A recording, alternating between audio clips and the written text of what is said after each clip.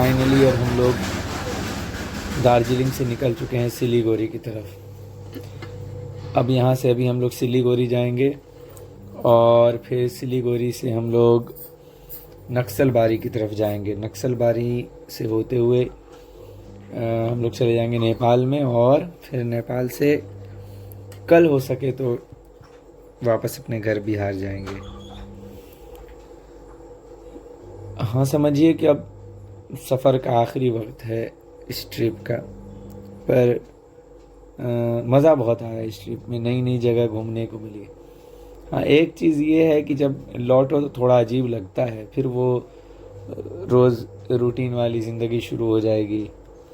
वो एक टाइम काम पर जाने का, काम से आने का, काम करने का, और जैसे कि अभी बहुत अच्छी ज़िंदगी चल रही थी, मस्त घूमना, नई नई जगहों को देखना, बहुत बहुत ज़्यादा ही मज़ा आ रहा था।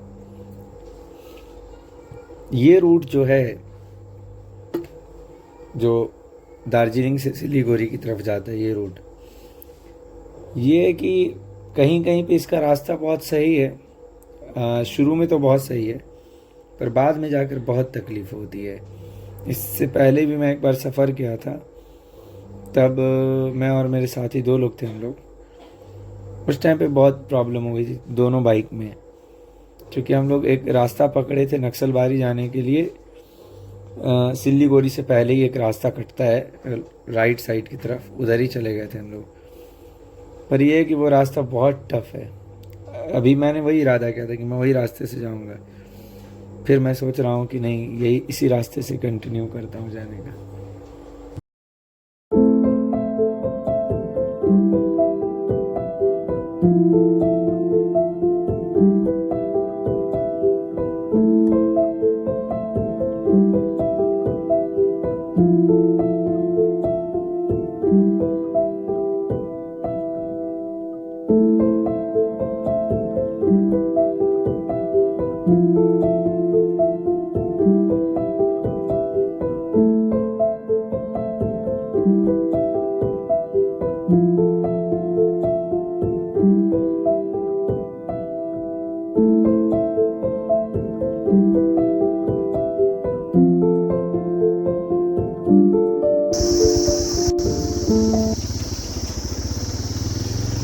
एक परेशानी जो दार्जिलिंग में मुझे लगी, वो ये कि यहाँ भीड़ बहुत ज़्यादा है। यानी आदमी जिस शांति की खोज में घर से निकलता है, तो वो चीज़ फिर यहाँ नहीं है। ये चीज़ मैं देखा हूँ। नो डाउट कि बहुत खूबसूरत जगह है, बहुत अच्छी जगह घूमने के लिए, बहुत बेस्ट। बस ये कि यहाँ भीड़, यानी मुझे अलग ही लगा। जैसे पर्सनली मैं अपना बताता हूँ, या फिर ये कि मैं गलत टाइम पे आ गया यहाँ, पर बहुत भीड़ मिली। या फिर ये भी हो सकता है कि मैं इससे पहले कन्याम में था, नेपाल के अंदर, तो हो सकता है कि वहाँ बहुत ज़्यादा ही शांति थी। वहाँ लोग एकदम से समझिए कि ना के बराबर लोग थे।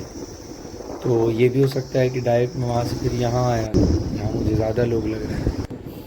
पर फिर भी जो मुझे लगा कि बहुत ज़्यादा ही भीड़ लगी। अब ये है कि अब इरादा तो ये है कि आज सिलीगुड़ी में रुकने का, या फिर जाकर नेपाल में कहीं रुका जाए। अब देखते हैं। जब आदमी सफ़र में निकलता है तो सिर्फ सोचता है, बाद बाकी रास्ता उसे हर जगह लेकर जाता है। ये सब रास्ते हैं बहुत खूबसूरत। जैसे कि अभी यहीं पे इतना अच्छा लग रहा है गाड़ी चलाने में। और हाँ, एक चीज़ मैं देख रहा हूँ कि जैसे जैसे हम लोग नीचे उतर रहे हैं, वैसे वैसे अब थोड़ी गर्मी फील हो रही है। यानी अब मौसम में चेंज आने लगा। पिछले 4-5 दिनों से हम लोग थे ऊपर में ही, तो वहाँ का मौसम बहुत अलग था। पर जैसे जैसे गाड़ी नीचे जा रही है, थोड़ी थोड़ी गर्मी लग रही है यहाँ पे।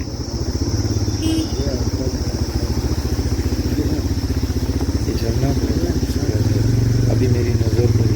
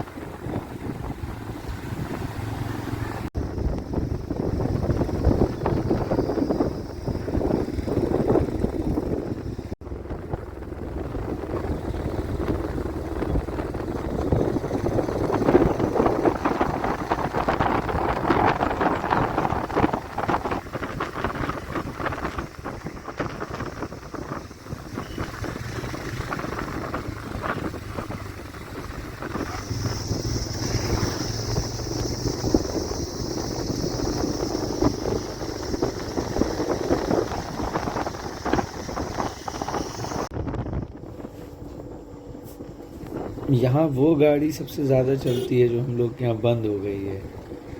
मैं ये वाली गाड़ी देख रहा था, टाटा की जो सूमो आती थी वो, या फिर और भी महिंद्रा की कुछ गाड़ियाँ जो अब हम लोग के यहाँ वैसे सड़कों पे उतनी नज़र नहीं आती है, पर मैं यहाँ देखा वो सब गाड़ी यहाँ नज़र आ रही थी। और जो गाड़ियाँ हम लोग के यहाँ नॉर्मली चलती हैं वो सब गाड़ियाँ दिखती भी नहीं हैं। मैं भी सोच रहा हूँ कि नेक्स्ट टाइम अब आऊँगा यहाँ तो हिमालयन 750 लेकर ही आऊँगा, क्योंकि मैंने बहुत इरादा किया उसको लेने का। देखिए वो कब लॉन्च होती है। कुछ दिन पहले तो कुछ अनवील किया था।